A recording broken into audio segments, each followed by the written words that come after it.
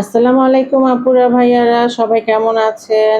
এই তো রমজানের আরেকটি ব্লগ ভিডিও নিয়ে আপনাদের সামনে হাজির হলাম। রমজান মানেই কিন্তু অনেক কাজ, অনেক পরিশ্রম, সারাদিন রোজা থেকে তারপরে বিভিন্ন রকম বাচ্চাদের জন্য এবং সংসারের পরিবারের সবার পছন্দের খাবার তৈরি করা, আল্লাহর নাম বেশি বেশি স্মরণ করা, নামাজ পড়া, কোরআন তেলাওয়াত করা, সব মিলিয়ে কিন্তু রমজানে অতিরিক্ত কাজ থাকে। তো তারপরেও কিন্তু রমজান মাসে আমরা ক্লান্ত হই না এবং শারীরিক এবং মানসিক সব দিক দিয়েই কিন্তু আমরা প্রফুল্ল থাকি। যতই ব্যস্ত সময় কাটাই না কেন, আল্লাহর রহমতে বছরের অন্য সমস্ত দিনের তুলনায় এই রমজান মাসে কিন্তু আমরা ভালোই থাকি।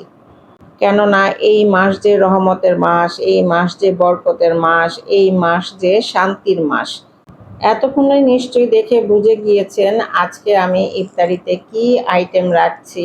আসলে বাচ্চাদের পছন্দ মতোই আমি সবসময় ইফতারির আয়োজনটা করে থাকি। তো ছোট ছেলে বলেছে আজকে চাইনিজ আইটেম খাবে। তো কি খাবে বলল যে ফ্রাইড রাইস খাবে, তারপর বারবিকিউ চিকেন, সাথে থাকবে থাই ভেজিটেবল।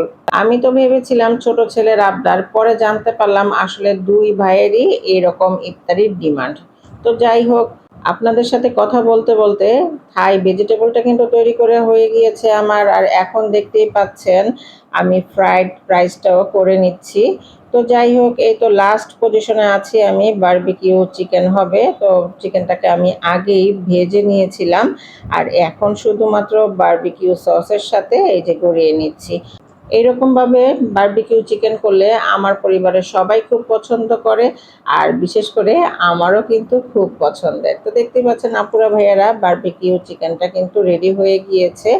এই বারবিকিউ চিকেনটা দেখতে যত লোভনীয়, খেতেও কিন্তু মাশাআল্লাহ অনেক মজার।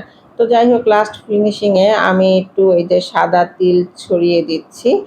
এতে বারবিকিউ চিকেনটা অনেক লোভনীয় লাগে দেখতে। আর এখানেই আমার ভিডিওটা শেষ করছি। সবাই ভালো থাকবেন। আল্লাহ হাফেজ।